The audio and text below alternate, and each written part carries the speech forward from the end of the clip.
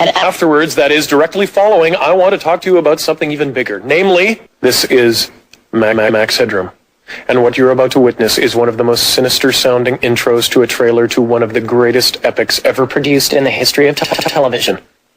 And there's more, because you are going to see it as well. Yes, it. Yes, it.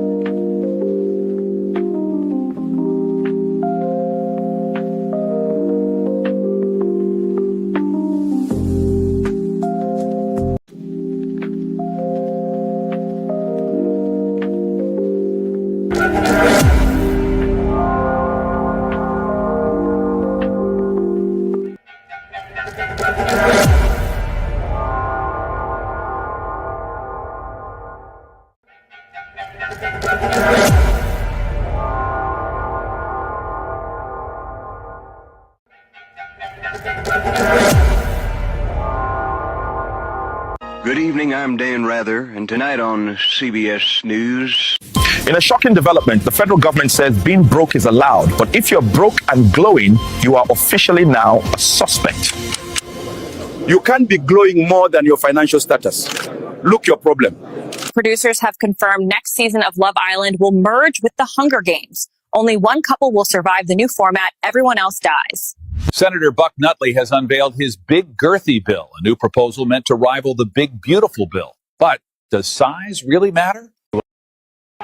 Good evening. This is White Liberal News. You can't spell liberal without liar. We know it's difficult to maintain an army of midwits without setting off all of the lunatics. For more, we go to our favorite professor with Lindsay. Thanks, Karen. I'm at the university to get talking points from Professor 𝐶. And also my hair is like multicolored now. But the professor isn't here. He's still totally missing. Well, I thought that's the story we were doing. You thought it was, and Professor 𝐶 isn't around. This seems like men letting us down as usual. Last time I saw him, we talked about some feminist stuff. Then he invited me to his house for the next interview. I told my brothers, who were very excited to meet him, and they're usually uninterested in my work at White Liberal News. And I get it because they're straight white men and they're Christian, but sometimes I don't get it because, like, I don't even hate my dad like others at White Liberal News tell me I should. Well, as a liberal woman, even though the task isn't complete, we will reward you anyway because equity. The robber made off with 8 packs of Newports and $300. The gas station cashier is morally superior and refused to give a description of the suspect. To remind our viewers how much they should hate their own country, we go to a foreign-born politician. They're on to us. We need to leave now. Everyone, grab what you can. We apologize. This may not be a good time, but are you able to push some of the messaging or... Karen, I really cannot talk right now. I just want to reiterate that my country is much better than the USA. I hate it here. Well, thanks for your time. We can hopefully arrange another time for you to bash the country that gave you opportunities people born here don't even have. We need to go now. Almost done.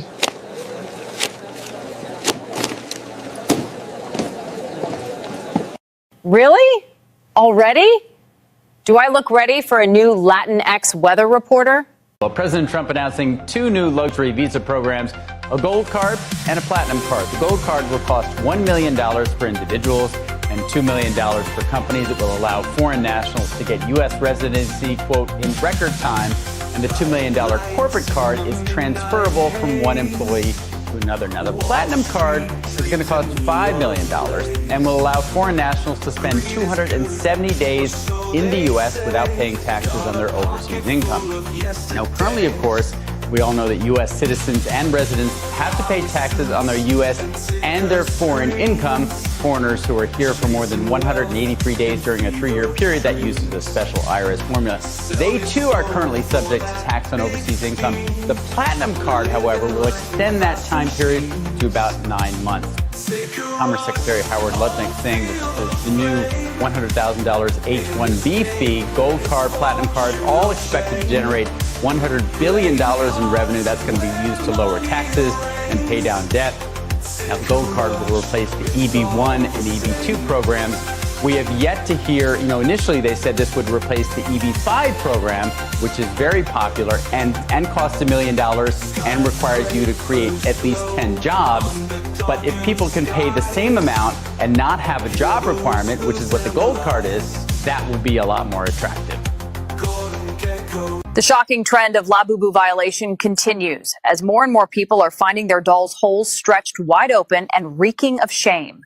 If you thought Bigfoot was bad, wait till you meet his gooey cousin. A kumsquatch was just spotted in Dongwood National Forest. Did you know IKEA has released a home glory hole kit called the 𝐔𝐽𝐒 hole?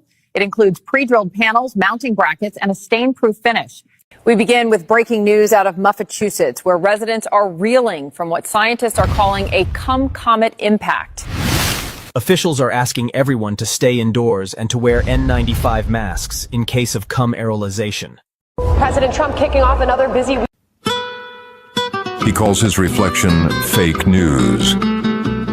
He tried to pardon himself from Monopoly jail. He once tried to buy the moon. Great real estate, nobody lives there. He autographs subpoenas before reading them. He holds rallies in front of mirrors so the crowd is always double tremendous. His hair has its own non-disclosure agreement. He insists, if I was on Mount Rushmore, it would be called Trumpmore. So many people are saying this. His skin tone was invented in a Doritos lab. So, Keisha, what's a high-value man to you? A man that gave me 10 kids, 3 evictions, $10 on Cash App, and still pull up in a Nissan Altima that sound like he got... Good evening, I'm Tom Tucker with some breaking news. A local kidnapping has rocked Quahog tonight. Rocked Quahog? Really? The whole town is rocked? The family, maybe, is rocked, but the whole... All right, well, in any event, we now go live to Asian reporter Tricia Takanawa. Let's see how much she's rocked by all this. Tricia? Tom, I'm standing here with Mayor Adam West with the latest information about the disappearance of young Scotty Jennings. What can you tell us, Mr. Mayor? Please, Mr. Mayor is my father. Call me John Mayor. Your body is a wonderland, by the way. What is the city doing to help rescue the missing boy? Well, we're looking for this child using all the latest technology, including the newest, most advanced multimedia milk cartons. Help me, I'm missing! Help! Why are you still eating breakfast? I'm kidnapped! Why are you turning me the other way? I'm still here! Donald Trump is here tonight. Now, I know that he's taken some flack lately, but no one is happier, no one is prouder to put this birth certificate matter to rest than the Donald. And that's because he can finally get back to focusing on the issues that matter. Like, did we fake the moon landing? What really happened in Roswell? And where are Biggie and Tupac?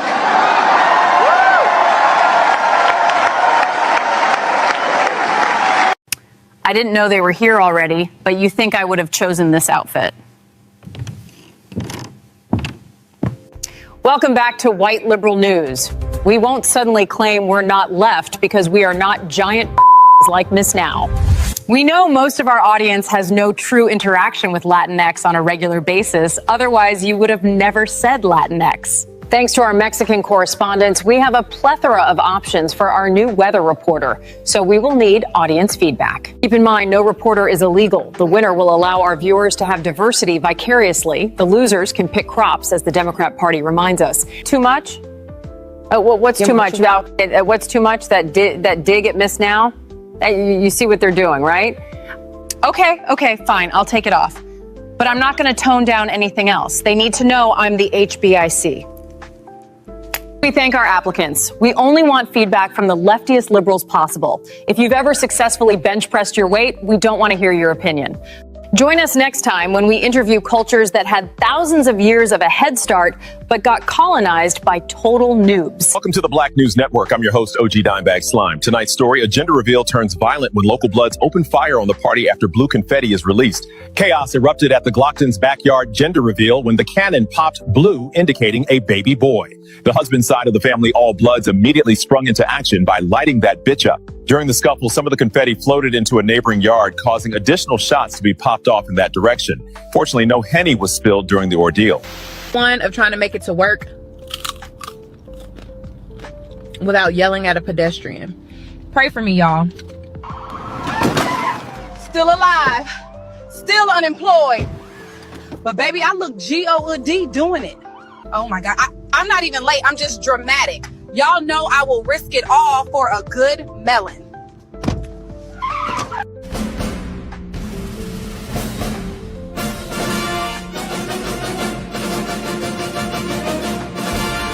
That male loser, at least you can fathom him having a wife at some point. Tim Walz, on the other hand, looks like he cries in bed after the deed. Good evening. This is White Liberal News, reminding you of what the left was when we had all the power and funding. Suddenly, groups that use violence to instill fear for political goals are a bad thing. For more on that, we go to our body positive hire. Thanks, Karen. Thank you for this opportunity, too. Colette, but you don't have to thank me every time. Let's just... Okay, let's... This has been like my dream since the first episode I watched and ordered Popeye's chicken. We have a lot of anti-American messaging to get through today. Okay, so I found some people who are about to ignite a mostly peaceful protest against this restaurant owner for saying silence isn't violence. We know words have no point other than to be used for power. So we changed the name of how we define things. I don't know what that even means. It's a concept only smart people like us can get. Basically, we make up our own definitions and terms. Like how woman doesn't mean adult human female, right? Yeah. Excuse me, we see a 70-year-old man and we have the numbers. Oh. We are going to confront his Colette? fascism. One moment. Could you explain why they're attacking a senior citizen? Karen, they're fighting fascism against an old man who was wearing a Cincinnati Reds baseball cap. They tell me luckily it was 2-on-1, otherwise fascism would win. That makes sense. He's wearing a red hat. Nothing about this behavior should make us reflect even a little. So the dictator says Antifa is a terrorist group. So we changed our name to BISIS. Boom. Problem solved. The name is to honor the group that feels the same way we do about this country and to insert our sexuality into everything because that's what leftists have to do. Karen, I'm not as educated as other liberals. I still think it's a crime to burn down a restaurant, so I'm going to leave before their protest begins. Back to you, Karen. Thanks for the coverage, Colette. Now we go to a rich white actor who is brave enough to speak out in the way 95% of the industry speaks out. Hey, John, would y'all let me fly the plane to Iran? I thought B2 was my apartment number. Oh my God, did I just start the war? Introducing ChatEBT, the newest AI software limited only to 13% of people. ChatEBT isn't just another basic AI myth. It's built for real-life situations. Let's showcase an example of a man asking for food recommendations. I'm starving, gang. Let's open ChatEBT. What should I eat tonight?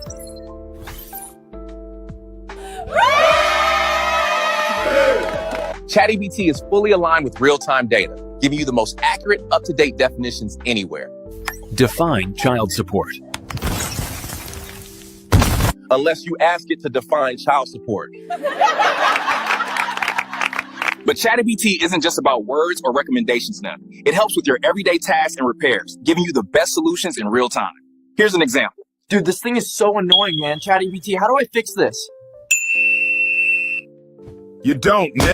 Thank you all for your time today. We're excited for you to experience the future with ChatEBT. We'll see you soon.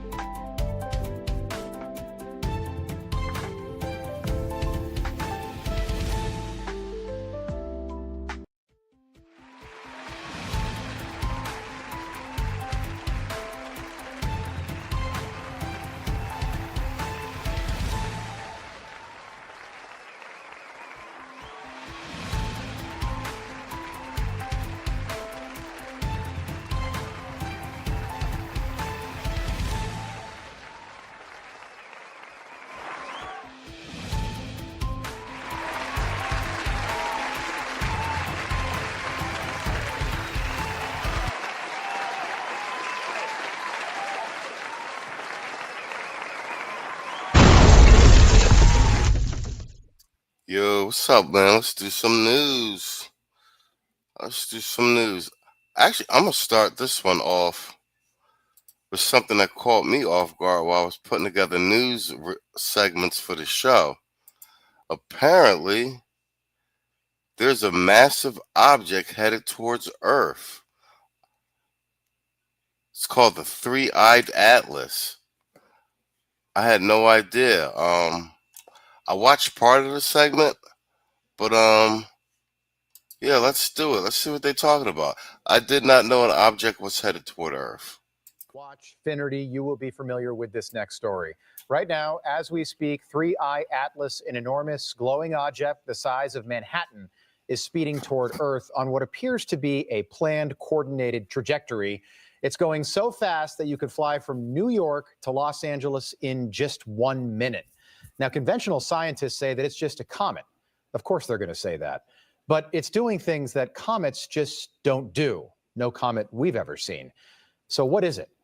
Joining us now to answer that question, Harvard astrophysicist Dr. Avi Loeb. And Kwame, you said, oh yeah, you know about this? And from what I heard, they're saying it's a comet, but they're saying it's moving like a ship. It's the size of Manhattan headed toward Earth. This is the first I'm hearing of this. Member of the House Oversight Committee and someone who took part in the UAP hearings just last month, Tennessee Congressman Tim Burchett. Gentlemen, great to have you back on. Dr. Loeb, I want to start with you. October 3rd is an important date in this Three-Eye Atlas saga. Why is today so important, and what are we now learning about this thing? For a simple reason, a picture is worth 1,000 words. And we are about to get the highest resolution images of Three-Eye Atlas when it comes within 29 million kilometers from Mars. There are several orbiters, one that was deployed by NASA around Mars, and it has a camera. This camera is called HiRISE that will be able to resolve. Yo, what up, Universal Black? Yo, you heard about this? There's something the size of Manhattan headed straight toward Earth. And they're saying it's a comet, but the scientists are saying it's behaving like a ship. This is the first I'm hearing about this. So I started at the top of the show with this. Three-Eye Atlas with a 30 kilometer per pixel resolution. So we will learn much more about it in the coming days, and hopefully the data will be out soon. Science is fun because we can learn from evidence. So far, there are 7 anomalies of this unusual object. The size is very large. It's larger of all the size of Manhattan Island, about 1,000 times more massive than the previous interstellar comet, about 33 billion tons, at least that mass. There was a jet coming out of this object towards the sun. Unlike a cometary tail that usually goes away from the sun, there was an unusual chemical composition containing mostly... Did it say this is 33 billion tons? Really? Yeah, you think you'd hear something about this in the news. Nickel without iron. There was a polarization of light never seen before for comets. And the trajectory of Three-Eye Atlas is aligned with the plane of the planets around the sun. The arrival time was fine-tuned to come very close to Mars today, and later to Jupiter and Venus. And and also I noticed that the arrival direction of Three-Eye Atlas was coincident with the direction from where we got the most powerful radio signal back in 1977 that was called the WOW signal, still unresolved. From Sagittarius, and it comes from that direction, although we don't know the plane, but it comes from that direction in the solar system. So basically, Congressman, I know you just heard all of that. Dr. Loeb wrote the UN about this, saying this should be looked into. We're going to have the best pictures we've had yet from Mars of this thing, unless the government hides them from us, which they could do. Have you been briefed on this, Congressman? I have not. And I'll tell you, one of the reasons I admire so much Dr. Loeb is what he's... He said, no, I have not. No, I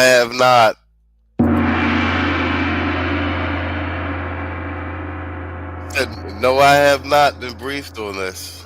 Said, we can learn from science. He's not one of these arrogant jerks out there that looks down upon everybody else. He actually enjoys explaining it to folks like myself. He's a hero in this movement.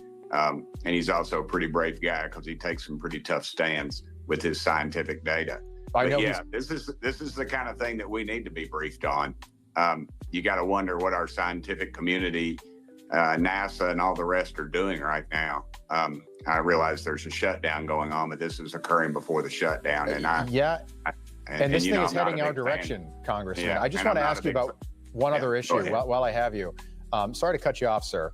You received intelligence that suggests that there are perhaps deep water alien bases right now sitting on the ocean floor on this planet. Is that accurate? I would say that's pretty accurate. Can you go into more detail? How long have they been here?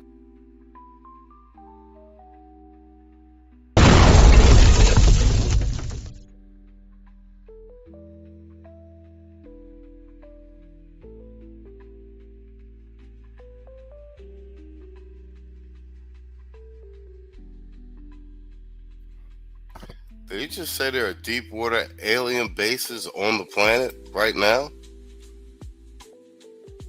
Seriously? He said, did you see that UFO that deflected a Hellfire missile? Yeah, we played some of that on one of these. He just said there are deep water alien bases right here on the planet right now. You heard that, right? Let's run that back. Floor on this planet. Is that accurate?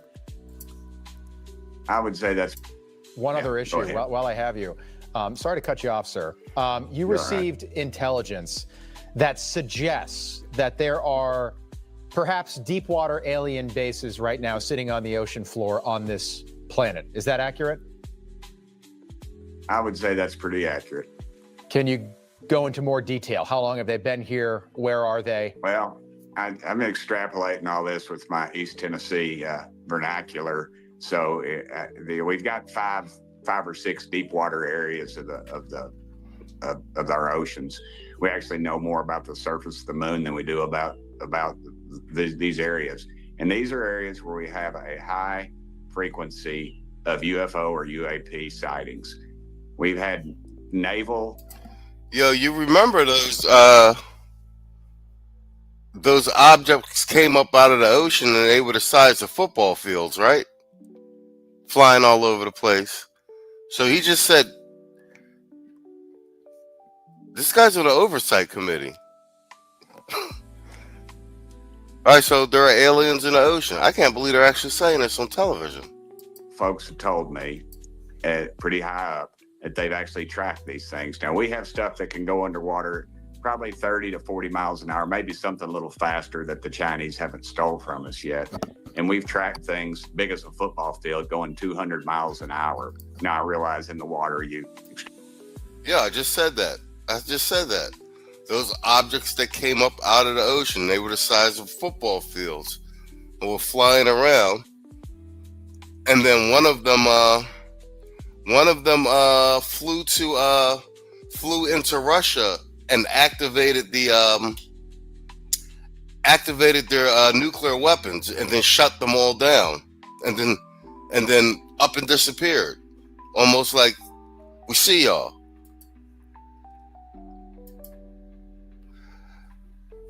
Yo, what up, Aaron?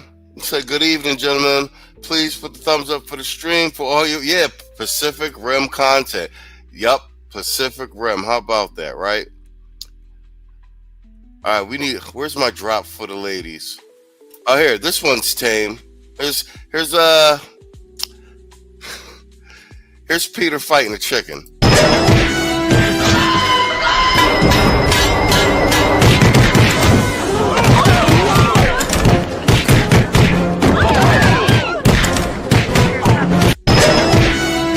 I want you to give me a snake cup. I'll give you a snake cup, young lady, yeah. Oh, dirty man.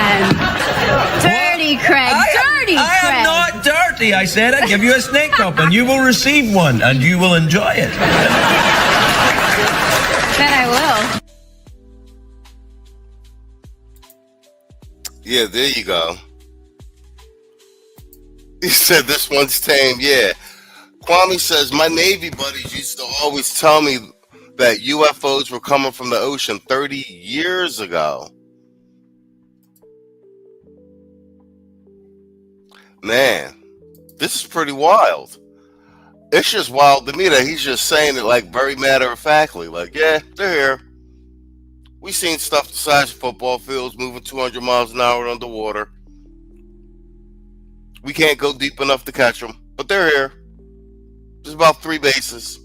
This is crazy. Extrapolate that to knots and all that, but just for good old East Tennessee common sense, 200 miles an hour, something the size of a football field, and we don't know what it is. And these are in these areas, so yeah, there's something going on there. And whether it's something that's been here for millennial or whatever, and I'm not afraid of it. I'm kind of like Dr. Loeb. Yo, look at old boy face in the middle. Wait, let me run that back a little bit. Look at his face. Look at the shocked look on his face. And whether it's something that's been here for millennial or whatever,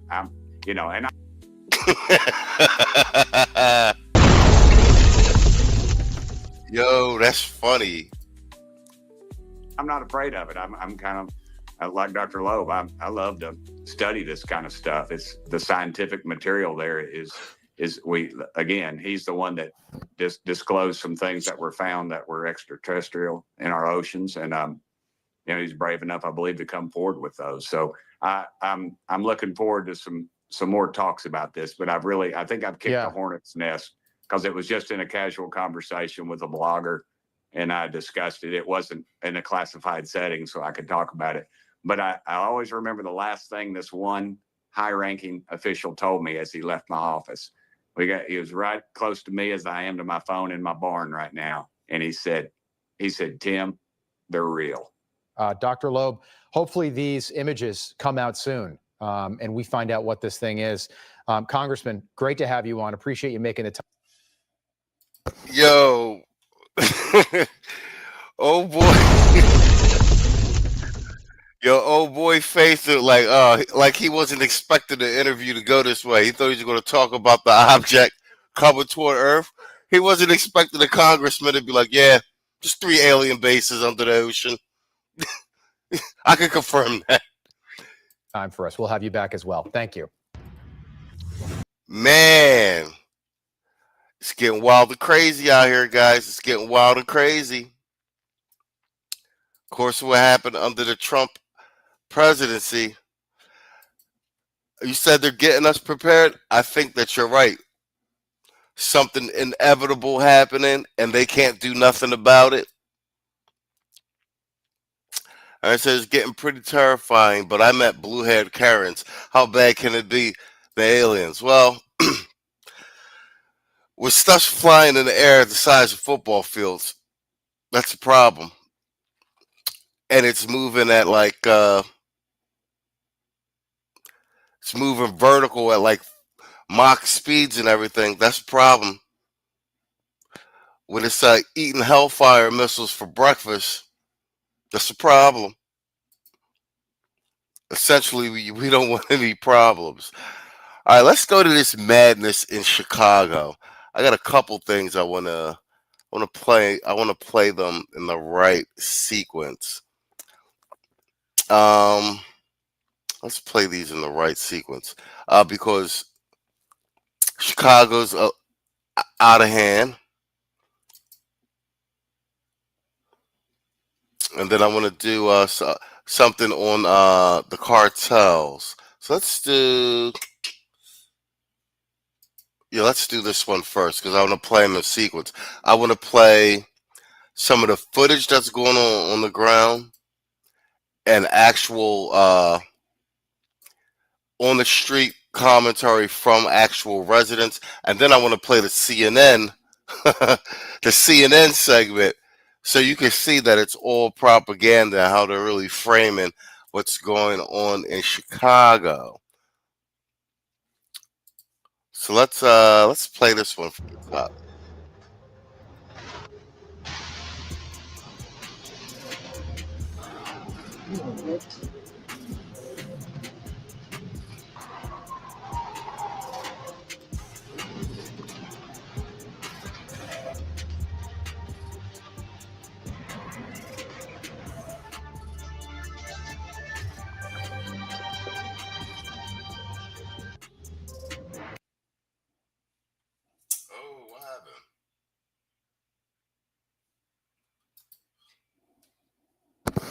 YouTube be trying to screw you, bro. What's up with that?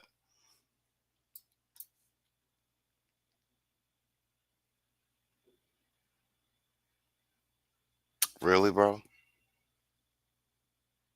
Chicago, I want you to watch the difference between protest and pressure. If you block a federal door and call it speech, the law calls it interference. 2 dictionaries, 1 outcome. Let's roll it.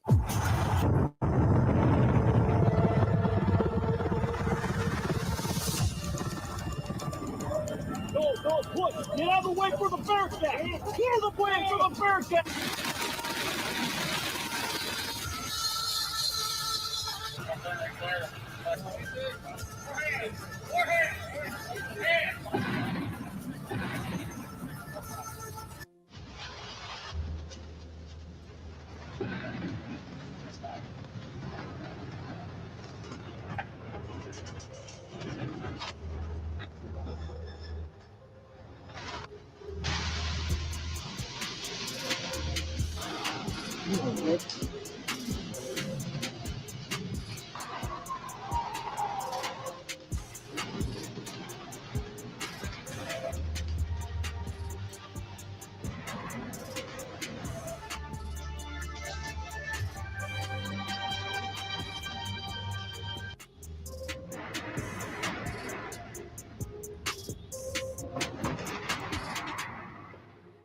I felt like I was watching the beginning of a new Call of Duty games saga, you know, new season. Christy Nome actually posted this with Chicago. We're here for you. Man, hey, how about the FAFO? Bad guys, you know, they love the word random, you know, there to create space. So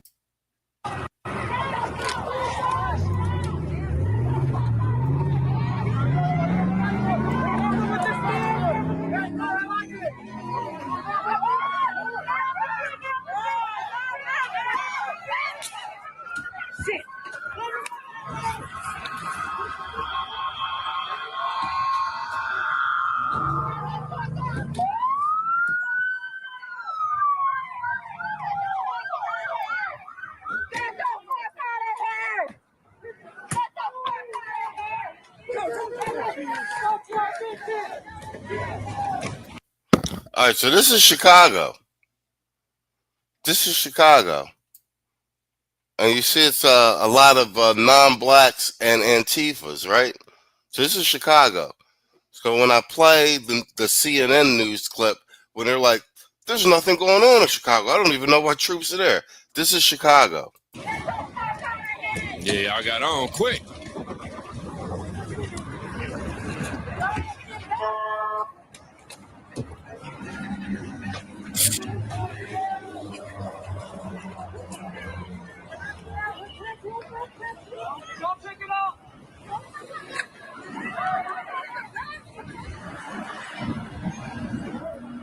Are you okay? Did that hit you in the head? Yeah, it did, man. Oh, okay, you all right? Thank you. Okay.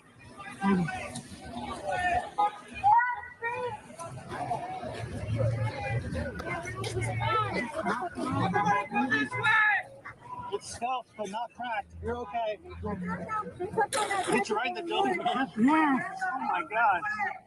Yeah, you're all right. Water? You got some water. Chicago, you need to stop lying and saying, and people on this internet need to stop lying and saying that they're coming for black people.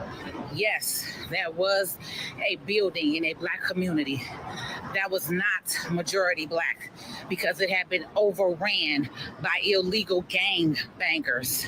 Let's be clear. So why everybody want to keep throwing that narrative around half of South Shore is fucking invaded by illegals. That's the truth. So don't get on here saying black people are being came for. They're coming because they're in our neighborhoods and our communities. That's why. So yes, they're going to go in buildings where black people live and sleep because they put them in buildings where black people live and sleep. South Shore, born and raised. I know what I'm talking about. Stop pushing that narrative because it's not correct. So for those who was questioning about who I am and where I'm at, this is Adam Clayton Powell. This is the building that everyone is in an uproar about. So as I said, South Shore, this is your community, your neighborhood, and this building was not majority Black when the ICE came the other day. Yes, Black people were affected, but this building was overran by illegal Venezuelan gangs. And I just had several conversations with residents who are moving their stuff out of here that confirm that. So stop letting media put that false narrative in your head that somebody coming for you, because they not. You was born here. You was born on this land. Rise up and stand up on something and stop letting any and everybody tell you something. Come on now. South Shore says, stop lying. That building wasn't and Donald Trump. All right, bet. Let's And what is actually the noise tax. And here's why. Here's the why behind the where. See, I'm pissed off because a lot of people out there are acting like they don't understand what is actually happening in the city of Chicago in regards to the ICE raids.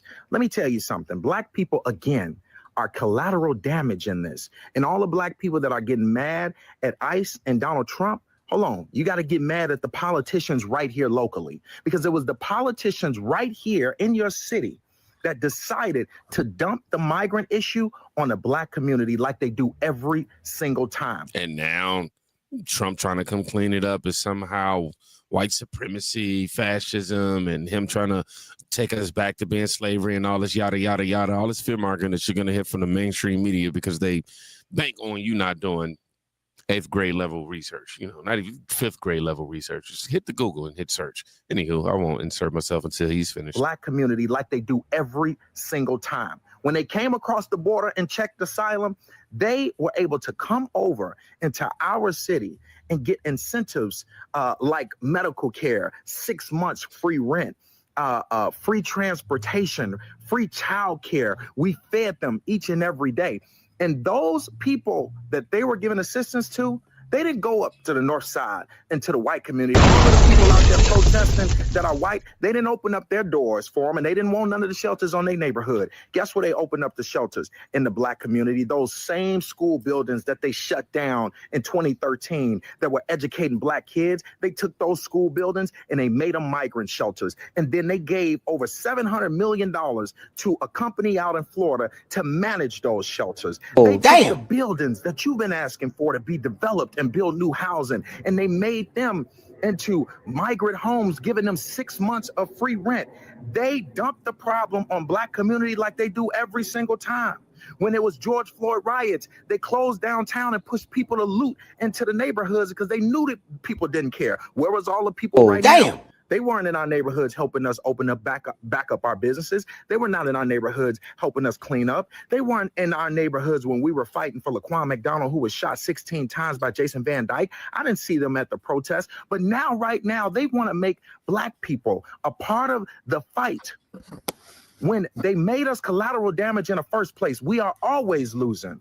That's why ICE is raiding buildings where Black people are, is because they put them there. They pay for their rent. They pay for their food. They pay for their child care. They pay for everything, but they didn't put them where they live. They put them where Black people live because they don't want to invest into the community. So that's the easiest place to dump a problem.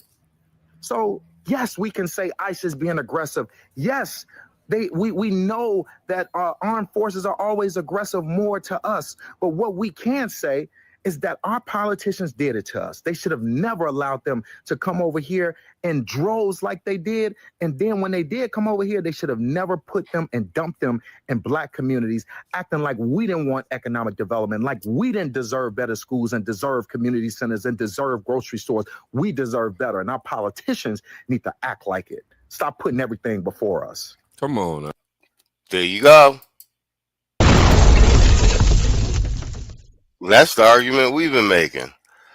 So that's why I wanted to play that one. These is real Chicagoans on the ground, right? So when I play the CNN segment, now we're going to play the CNN segment of the same area, and it's the same the building that they're going. You seen the chick in front of the building they talking about being raided. She lived there. Now watch the way CNN spin it. Communist News Network. Like I said, the arm of the Democratic Party, boy. In the middle of the night, federal agents stormed an apartment building. Black Hawk helicopters, flashbangs, military-style trucks, all used in the raid. Now, witnesses say everyone was detained, no matter their status. Children were zip-tied together, separated from their parents. And the feds say that they arrested dozens of gang members. Also in the city, Charlie Kirk's group was given a front row seat to a raid inside a Walmart.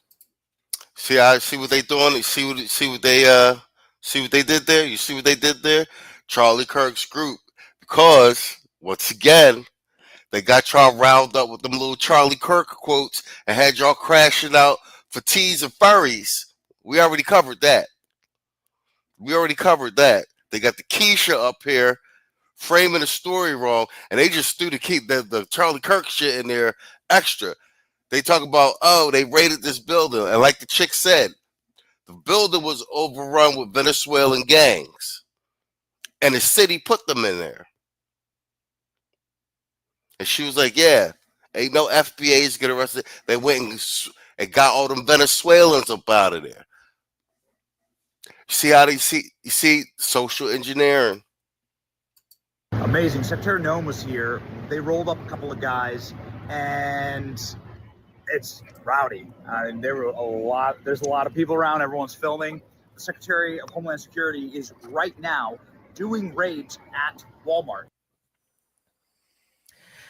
So as forewarned, I mean, we have a situation in which American cities are at the center of this ICE crackdown, and there's indiscriminate use of force against Americans, non-Americans, people here legally, people here illegally.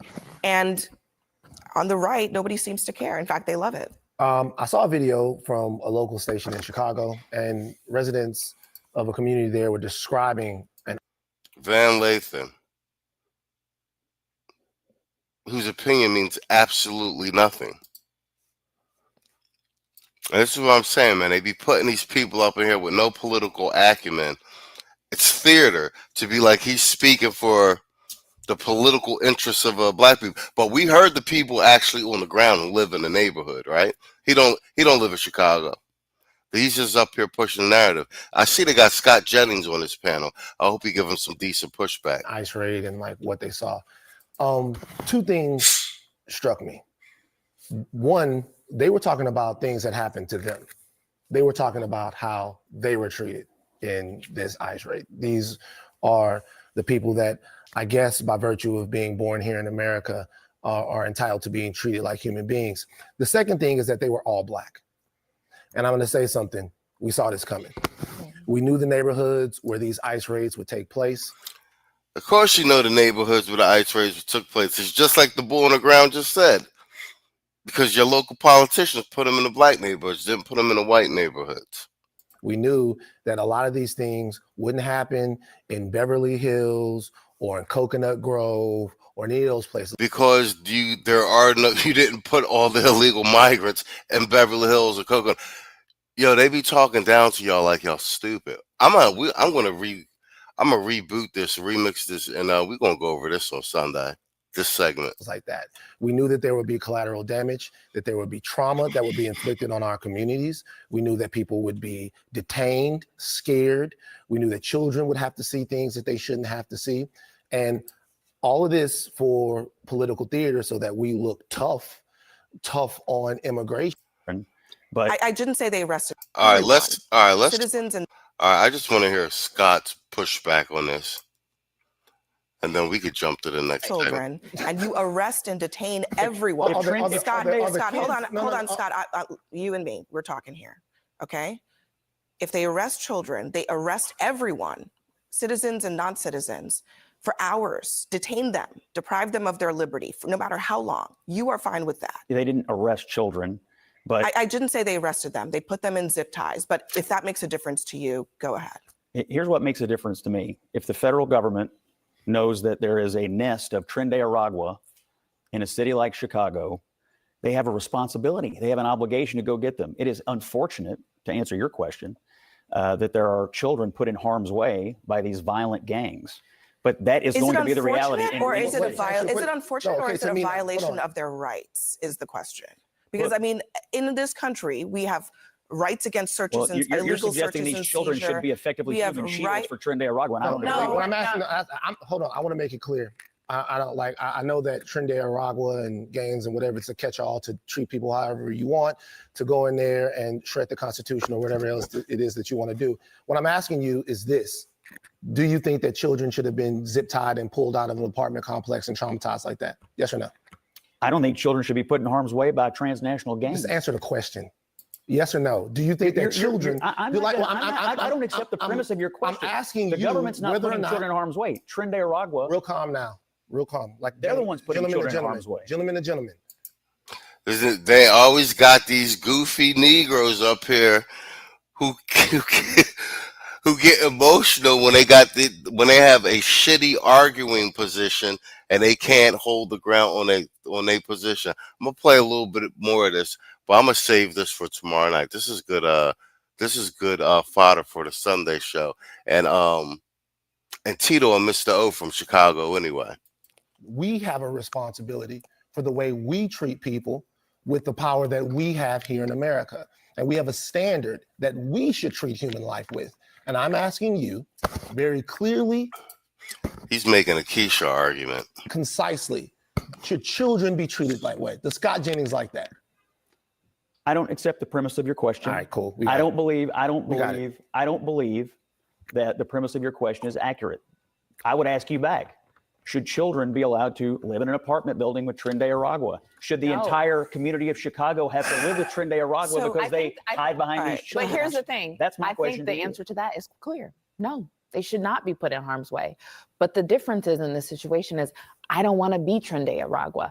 I don't want my law enforcement to act like Trinidad Aragua. That is the distinction. Do you want to leave it? Do you just want to leave it and say, well, they have kids in there, let's just move on? No, but can't law enforcement figure out a way? I don't think this is the first time children have been in an environment.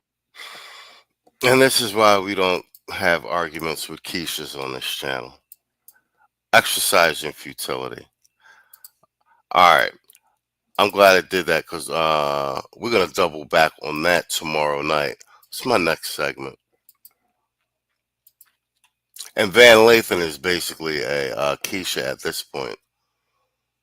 Let's do the drug cartel strike because you guys asked me about that yesterday.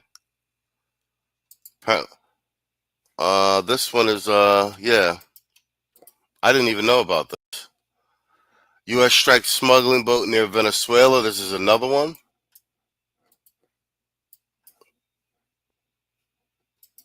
Another deadly strike on a narco-trafficking boat off the coast of Venezuela.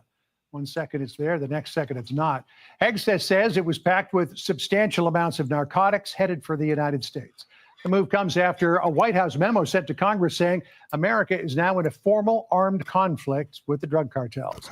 Let's bring in Brett Sadler, retired Navy captain and former Pentagon official, and Derek Maltz, the former acting DEA administrator and Penlink senior vice president.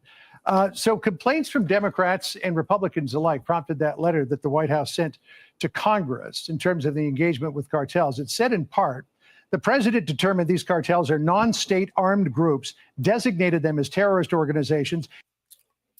Yo, and about time. I'm ready to take the gloves off. What up, Matrix? And determined that their actions constitute an armed attack against the United States.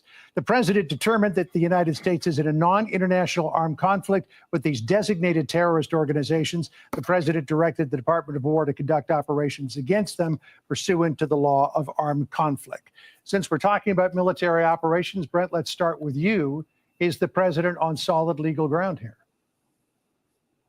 He does have a legal case, and I think it can be made that he's acting effectively as a commander-in-chief against imminent danger, that we know of drugs that are killing tens of thousands of American citizens. So I think that is the case, at least that's been heard being made.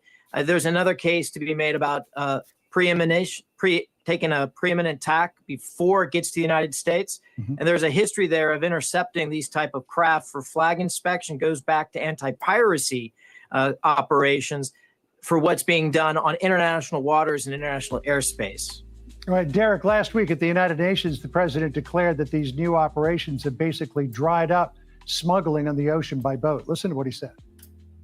People don't like taking big loads of drugs in boats anymore. There aren't too many boats that are traveling on the seas by Venezuela. They tend not to want to travel very quickly anymore.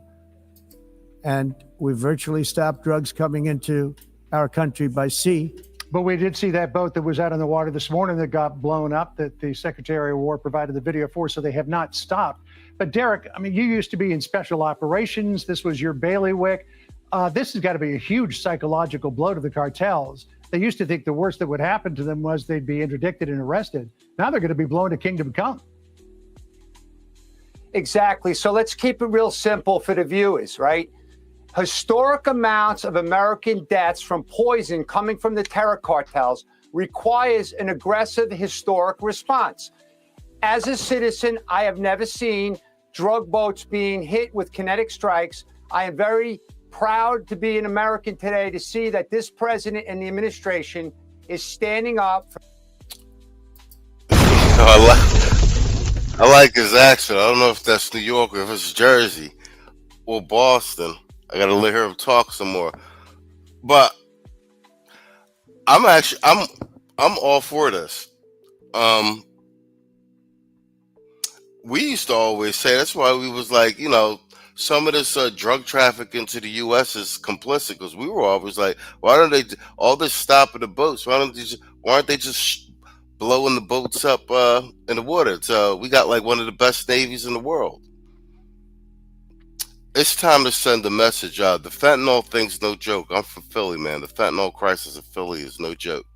People literally, certain areas literally look like The Walking Dead. People are zombies, bro. It's frightening. For families and communities all over the country. Those that are burying their children every day from deadly drugs are very satisfied with the work being done by this country, the Secretary of War, the President, but most importantly, right now we have a whole of government approach, John, where the Homeland Security task forces are coming together to get all the best and brightest we have in this country to stop this threat. The FBI director, Kash Patel, was before the Senate Judiciary Committee not long ago. Here's what he said about taking down the drug cartels with his foreign terrorist designation. Listen here. We must treat them like the Al-Qaedas of the world because that's how we're operating. We have to use our authorities at the Department of War and the intelligence community to go after the threat like we did terrorists when we were manhunting them. I mean, Brent, going all the way back to the Clinton administration, he was firing Tomahawk missiles at Al-Qaeda in the hills of Afghanistan. President Obama was taking out ISIS members with drones. How is this any different? Well, there's quite a substantial difference operationally. So far, these operations, and I think rightfully, are staying in international waters and international airspace. It's the right place. It's the weakest point for these cartels to move their poison to their markets. We need to do more if we're going to. Yo, what up, Kwame? What you know about Kensington Ave, homie? Yeah, Kensington Avenue does look like the zombie apocalypse. It definitely does. And what's crazy is where a lot of that traffic is at. There used to be a library around there. I used to go to a school, not after elementary school, right up around there. And then Fat Jack's comic book shop used to be right there on Kensington Ave. I used to walk that joint. It's crazy that it looked like Zombieville now. Actually put them out of business and not allow them to resurrect their business model of pushing these poisons and kill Americans. Yeah. It's going to require a broadening of the mission set to the Pacific side, as well as what we're doing against the coastline there of South America and off Venezuela. But there is a historical precedent. We are using it also in the Arabian Sea to go after the arms smuggling that goes to the Houthis. It's called a flag inspection, and to try to stop this illicit type of trafficking that's going on there. So there is a history, but it is different than going after Al-Qaeda. Those terrorists actually attacked us in a very kinetic way, but the results are the same: dead Americans, and that is the principle the president's acting on: protect American lives. Although Clinton was firing missiles at Al-Qaeda before 9/11, so we'll see where the argument goes from here. Brent, Derek, good to talk to you. Thanks so much Have a great weekend. Thank you so much. All right, bet. Let's. I want to do this one quick segment, and then we're gonna do one more and get up out of here. Remember, CNN was promoting this app to track and locate ISIS for the illegal migrants, and I was saying, how is it? That's aiding and abetting for criminals, and especially since some of these are being designated as parts of terrorist organizations. And I was like, how is this app even to be allowed on the Apple Store? Well, apparently Apple says it's removed an app that allows users to track ICE agents, especially since people have been taking shots at them. I'm pretty sure they could be held liable by the government for some of this. Allows users to track ICE agents after getting pressure from the Department of Justice. They called it ICE Block, and that let people report where ICE was conducting raids. Apple says it took it down due to safety risks, and they're not the only ones. Google says they removed similar apps from the App Store for Android devices, and all of it coming as ICE is ramping up raids across the country. NBC's Ryan Chandler has more. Well, Gotti, ICE Block calls itself the Waze of ICE sightings. You know, when you get in your car and turn on Waze, it doesn't just show you where you're going, it shows what may be in your way, from potholes to police. And in ICE Block's case, it shows reported ICE activity within a 5-mile radius for anybody who may want to avoid that. And it turns out that is a lot of people. This has been an incredibly successful app this year, more than 1 million downloads so far this year. It really peaked over the summertime. Since July 1st, more than 100,000 downloads per day. Now, ICE argues that popularity can be dangerous for their officers. We do know that just last week, when a gunman targeted a Dallas ICE facility, that he used ICE tracking apps like this. That's how he was able to monitor their location. And fortunately, no ICE officers were injured in that attack, but tragically, 2 ICE detainees were. So after that tragedy, ICE said that these apps are essentially no different than giving the hitman the location to his targets. Now, we've reached out to ICE Block. We have not heard yet from them, but if you ask the defenders of these apps, those who represent the communities that use them, they argue this is not to target ICE, it is to defend themselves, to in fact avoid them if you're on the road or trying to get where you're going. So regardless, major tech companies like Apple and Google have capitulated, agreed with the Trump administration's desire to remove these from the App Store. You can no longer find ICE Block on the Apple App Store.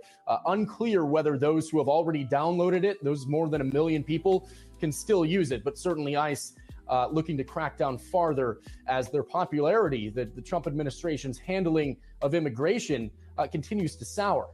We thank you for watching, and remember, stay updated on breaking news and top stories on the NBC News app or watch live on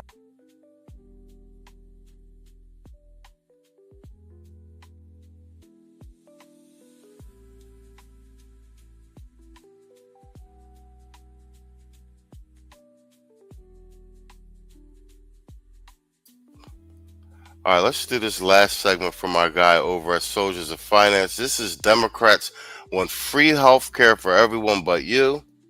And this is with regard to the shutdown, because that's partially why, well, actually, this at least 80% of the reason why the government shut down now, because the Republicans won't sign off on all these free health care benefits for illegal migrants. These government health care plans that you've proposed in one form or another. This is a show of hands question, and hold them up for a moment so people can see. Raise your hand if your government plan would provide coverage for undocumented immigrants. Okay, let me start with you, Mayor Buttigieg. Why? They want poverty. This is why the Democrats focus on minimums, minimum wage, low-income housing. They want to keep people in this low-income status because if they can, in the case of Medicaid in California, it gives, the federal government gives the state between $1 and $9 for every dollar they spend. What the hell kind of scheme is that? All right, so the Democrats, once again, you know, with regard to this shutdown thing, they have been really trying to go out there and message that, hey, we're not doing this because of illegal aliens. We're not doing that at all. It's a lie, okay? And they've got this really elaborate scheme in California, rather, that they've employed. Check this out. Not only are they taking California's taxpayer money and using it to pay illegal alien health care, they're taking U.S. taxpayer money. So I don't know if anyone on the stream today is living in California, but here I am in Maryland, and I'm footing the bill for this, okay? So let's get into that. Hold on. And I can show you how that works. All right, Democrats are spending money on health care for illegal migrants in California to the tune of $6.4 billion. All right? And again, we talked about this a little on yesterday. Healthcare is getting to be prohibitively expensive, right? Not for illegal immigrants, it's not. Last week, Vice President J.D. Vance tweeted, Democrats are about to shut down the government because they demand we fund healthcare for illegal aliens. Democrats in the media bristled. That wasn't true, Senator Patty Murray from Washington protested. She said, undocumented immigrants are not eligible to enroll in federally funded health coverage under existing law or Democrats' funding proposal, unquote. All right, here's the sleight of hand, a little semantic trick that they're playing with this. So they're saying that, here's the thing, undocumented immigrants are not eligible.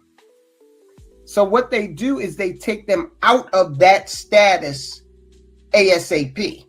Okay, they're not legal, right? They're asylum seekers now. Okay, they're not undocumented immigrants, they're asylum seekers. And once you get out of that undocumented category, they move you into any other category. Now you're eligible. And that's why they keep using that term, undocumented immigrants. That's why they say we're not doing anything for undocumented immigrants. You are. You're switching them to another status so that they can reap these benefits. Benefits that you and I are paying for. You and I are paying for, yet we went over it yesterday. So many on this chat alone, American citizens, are having a tough time affording various aspects of medical care. This is disgusting. And the Democrats need to be, they need to own this, or they need to be made to own it, okay? Liberal fact checkers argued that Medicaid subsidies for emergency care were trivial and did not count as health coverage. But their fact checks are just semantics. In fact, last year, nationwide Medicaid spending on emergency care for undocumented aliens almost tripled because the state of California used it as a method of laundering federal money to fund a comprehensive health benefit for its unauthorized. Yo, salute 𝐷𝐿𝐷𝐿 with the file super chat. He said, thanks for the show, machismo. Also, check the Cash App. I indeed will. Let me check my Cash App. Now, let's do some drops, man. All right, Kwame. I was gonna make this the last segment. Let's see if we can find a by the numbers segment. Let's do some drops. We got more pricey games coming up in the second half of the show. Don't go away, folks. We got more pricey games coming up in the second half of the show. This just in.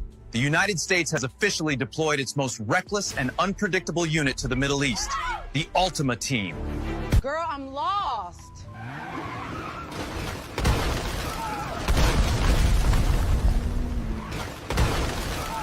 Keisha, guess where I am? Girl, they sent me to Iran. Who's gonna fill in? girl that. They got some good ass food here though. Did you not see me? Dead ass. Move. I don't even care for real. Bitch. Thanks, Chris. Known for their unmatched ability to cause complete havoc in school zones, Walmart parking lots, and Taco Bell drive-thrus. Y'all lucky I ain't bring Keisha. The Pentagon has confirmed these drivers were selected based on 3 things: unpaid registration, loud exhaust, and vibes. God help us all.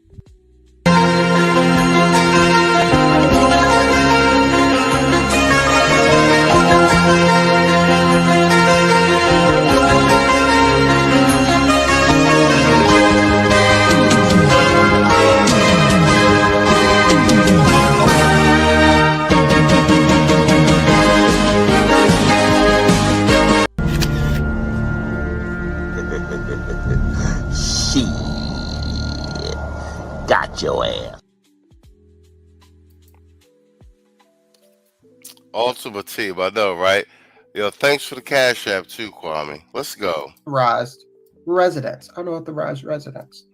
Medicaid is an enormously lucrative program for the states. Now, understand, these states have relationships where, oh, okay, you slide me, we get Medicaid money from the feds. How many health programs are getting a cut of that, right? Especially if they're classified as a 501c3.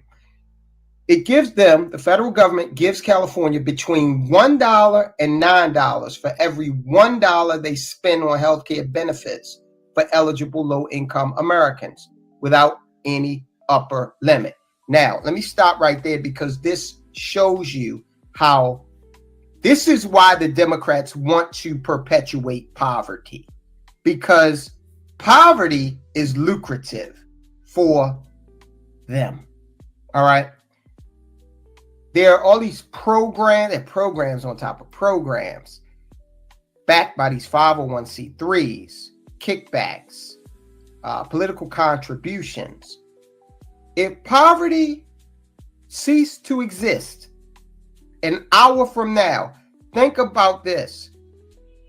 Think about it. It really wouldn't cease to exist, because if it did, then all of these 501c3 executives, then they would be poor.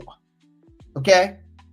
They want poverty. This is why the Democrats focus on minimums, minimum wage, low-income housing. They want to keep people in this low-income status, because if they can, in the case of Medicaid in California, it gives, the federal government gives the state between $1 and $9 for every dollar they spend. What the hell kind of scheme is that? How is it, if you were approached by someone on the street and say, hey, I've got a great opportunity here. For every dollar you give me, I'm going to give you $9. You would run away from that person, right? It's impossible. But this is what's happening. The federal government, i.e. you and I, taxpayers, they're doing this with California.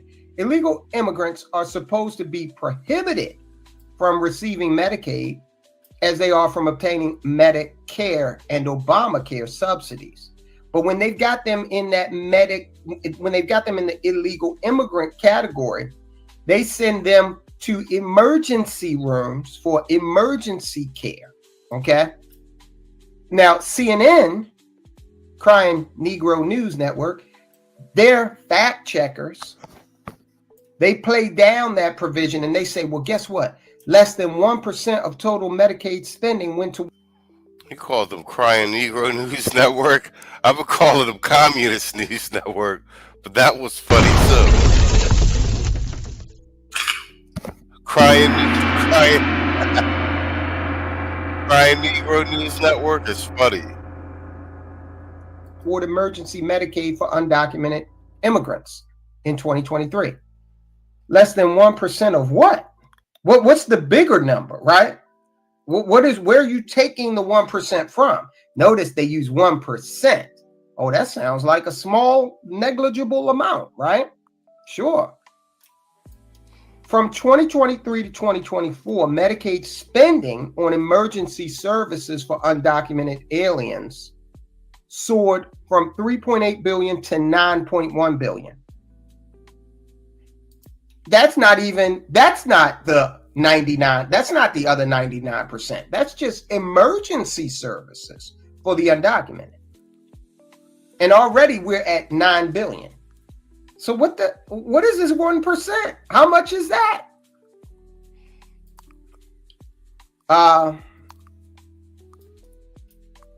Now get this. That was not due to the economy or change in healthcare costs. In 49 states, in fact, emergency Medicaid spending declined. In the other 49 states, it declined. The surge in this expenditure was entirely due to the state of California, where spending suddenly leaped from 1.6 billion to 6.4 billion. All right, I'm throwing a lot of numbers at you. I know. But I think you get the gist. California, the bluest of the blue. So blue, they are communist red. You see how they've perverted this program? Actually, the federal government, there should be no way in the hell the federal government is giving you $9 for every dollar you spend. That's insanity. And that tells you, how does that, let's use another analogy. Suppose someone comes to you and says, hey, for every dollar you spend, your boss comes to you and says, listen, for every dollar you spend, for every budget dollar you spend in this company, we can give you another $9. You'd go spending crazy. There would be no breaks on your spending. You would just say, hey, the hell with it. I'm going to spend, I'm getting another $8 more for every dollar. Right? So this is the outlandish scheme our government has come up with. All right, perfect. Let's do this by the numbers segment and let's get up out of here. This one is actually this one's pretty good. This is let's take a look at New Jersey. We did Pennsylvania with forecast for midterms, and it is looking like we may be able to hold on to Pennsylvania because we flipped it red this presidential election. First time in decades, actually. And it's looking like we may have some staying power with that, especially with the turn of events, how the Democrats have been performing during this first year of the Trump administration. So here we are heading into midterms also. And it's looking like, and I think these are post-Charlie Kirk numbers. But this is GOP has an edge in New Jersey early voting. Hello, everybody, and welcome back to Red Eagle Politics. Make sure you guys like this video down below and subscribe to the channel if you are new. So the Republicans in New Jersey, they are in a dogfight with the Democrats for the governorship. Jack Ciattarelli, as we've covered, is surging in the polls, and Mikey Sherrill on the Democrat side is in complete and total free fall. And the early vote data looks pretty good, and we're going to get to the early vote update as well. But this is an indicator, because if Democrats were seeing this massive surge, you wouldn't see Republicans netting a ridiculous amount in the voter registration data, where the Republicans have net 7,000 voters over the past month. And I'm sure they're going to net even more in October as we get closer to election season. And this is just a massive increase, even from what they net in August, where they net 3,000. Some of this could be the Charlie Kirk effect. I think a lot of it is just we're also getting closer and closer to the election. More people are becoming invested in this race. And Republicans in New Jersey, they're fed up. They're angry with the way things are going, and they want change. And that is something that a lot of people are anticipating would help the Democrats. But I think that this is a case where the Republicans are the angry party. Now, Virginia might be a little bit of a different story, because in the state of Virginia, you have a lot of like government workers and people in Northern Virginia that are very establishmentarian, do not like Donald Trump, show up for every little possible election. And Republicans are not running the strongest candidate, and the Democrats are running one of their better candidates who is awful all around. But So are a lot of the voters in Northern Virginia, to the point where she's going to do well. Now, New Jersey, you have an awful Democrat who embodies everything wrong with the establishment there in politics. You have a Republican candidate who's very strong, and you have a Democrat governor who is outgoing, who has lost popularity even from his narrow 2021 victory over Jack Ciattarelli. And Republicans are focusing more time, money, and energy on that race this time than they did last time. The environment is different, that's true, but honestly, the gap in candidate quality, among other things, and all of these other indications are pointing towards a Republican surge. And it's crazy because Republicans didn't really see a voter registration bump from 2020 to 2022. They gained like 10,000, and Republicans have net 220,000 voters since 2021. That's when Jack Ciattarelli lost by 84,000 votes. Now, there's a lot more to it than just party registration, and we know that and we understand that, but still, it's important to note, and it's important to take into consideration the fact that that means their floor in the state is going to be higher at a minimum. And you can say it's not everything, but it's most certainly not nothing either. And we saw this in a state like Florida, where in 2016, the Democrats had an advantage of 320 some thousand voters, and that was dwindled down to 2020's 134,000. And Donald Trump improved in the state by a significant amount. Then the dam just broke in 2022, and Republicans had a lead of 306,000 voters. And now in 2024, they had a lead of not even 1.1 million. Now it's almost 1.4 million.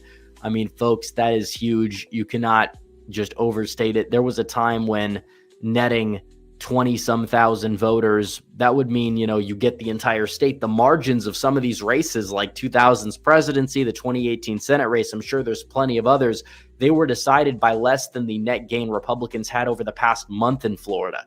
So good news out of Florida, but also New Jersey, because you can see where the state is heading, and it's heading in the Republicans' column. Now, the early voting data backs this up, because Republicans would lag behind in terms of ballot returns. And that was not necessarily related to them being, you know, likely to vote by mail. It just means how many requests versus returns do they have? And Republicans now are more eager. Democrats, even in 2024, where the state was really close, they had the advantage at this point. Now Republicans have the advantage in terms of enthusiasm, and that's huge because they're turning their ballots in so far at a higher rate than the Democrats. Could that change? I guess it could. But the early voting data overall shows more Republicans. Now, it still is going to be heavily Democrat because Democrats prefer to vote by mail. Republicans prefer to vote in person. You know, early in person still leans Republican, but election day, that's really where Jack Ciattarelli is going to need a very, very large showing. And if he's able to do that and he is able to ride the wave of the energy, it's going to be towards victory. And is that guaranteed? No, it's not. But still, you have all these scandals mounting for Mikey Sherrill. The cavalry of ads has barely begun to hit against her. And Jack is surging and making a name for himself in the polling data. And she's losing. Because compared to a month ago, Jack has gained 4.2 percentage points. Mikey Sherrill has lost about a point. So she's got that baked in Democrat high floor in New Jersey. I know it's still a blue state. The way we talk about it, maybe a lot of people are thinking it's not going to be for much longer, and maybe it won't be. But as of right now, it's still a blue state. But again, this is a race where you have a recipe for a Republican win, just like Connecticut in 2018. And that was an election during a blue wave in a state that voted for Hillary Clinton by like 11 or 12 points. And then the following election cycle, you had the governor's race. There was an open seat with an unpopular incumbent governor. And you also had this new character emerge on the Democrat side who had a lot of scandals in his closet. And you had a Republican candidate who had appeals to every wing of the party and was strong. Now, he ended up losing, but only because there was a third-party spoiler candidate that was right-leaning, and it took 4% of the vote away from him. And that's why you have Ned Lamont as the governor in the state of Connecticut. So whichever way you want to look at it, one thing is true, and that is these statewide races are a little bit less polarized. And it's also true that if Republicans have a good night in New Jersey, and even if they outrun expectations in Virginia, that is not necessarily an indication that 2026 is going to be a great year for them. These are that helps out. So if you guys want to donate any amount, or Jack ends up outrunning Donald Trump, that should tell you that yes, Republicans in some of these states like Arizona, Michigan, you name it, they will be able to go out there in 2026 and possibly flip those governorships. So that's good news. But obviously we want to win. And when you see New York City on the verge of electing somebody like a Zoran Mamandi, you probably have more of an exodus from New York City. And that means more people moving to New Jersey, which makes New Jersey purple, and more people moving to Pennsylvania, which makes it a little bit less purple and more of a, purplish red. And that helps Republicans, because if Republicans win the states of North Carolina, Arizona, Nevada, and Pennsylvania, which I think Arizona and Nevada, they're moving significantly to the right. There are a lot of New Yorkers that'll leave and retire that are conservative in North Carolina. That helps out. The party registration data there is phenomenal. They've gained for like 20 straight weeks or so.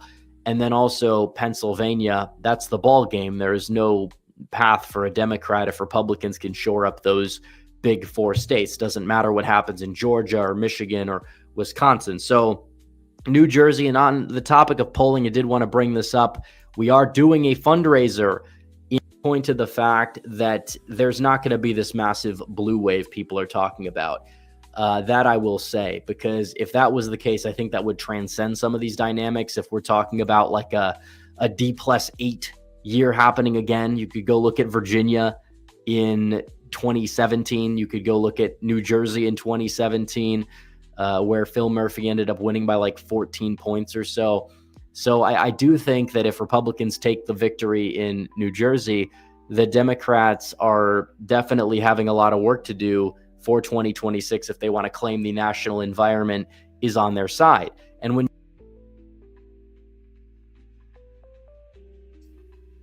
all right, spot on. All right, that is the current state of affairs for New Jersey. Keep your fingers crossed. If we get New Jersey and Pennsylvania, we're shored up for the midterms and 2028 election. And we covered it the other day. Really what we need for the midterms, we need 7 seats in the Senate, because we've got the majority in the House. It's looking like we might hold on to that, might even gain some seats. But a bill has to pass the House and the Senate, and that's why we have to shut down now. The CR was, that's the continuing resolution, was passed in the House and stalled in the Senate because we were only able to get, I believe, 3 Democratic votes, because we needed, you need 60 votes to pass. And we only have 53 Republicans.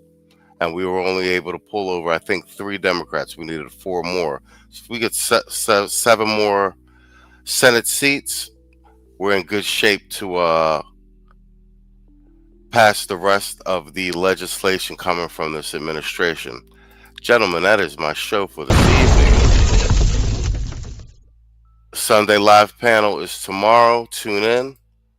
Hope to see you there every Sunday. I want to thank you all for coming out. And like I always say, good night and good luck. And afterwards, that is directly following, I want to talk to you about something even bigger. Namely, this is Max Headroom. And what you're about to witness is one of the most sinister sounding intros to a trailer to one of the greatest epics ever produced in the history of television. And there's more. Sorry. Hey, where's Stewie?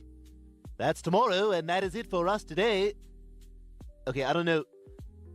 Whatever it is, it's not right on the teleprompter. There it is. We are going to do Sting, yeah. There's no words there. To play us out. What does that mean, to play us out? To end the show? Yeah. All right, go. In 5, 4, 3. That's tomorrow, and that is it for us today, and we'll leave you with a... I can't do it. We'll do it live. We'll do it live! Fuck it! Do it live! I'll write it, and we'll do it live! Fucking thing sucks! In 5, 4, 3. That's tomorrow, and that is it for us today. I'm Stewie Griffin. Thanks for watching. We'll leave you with Sting and a cut off his new album. Take it away.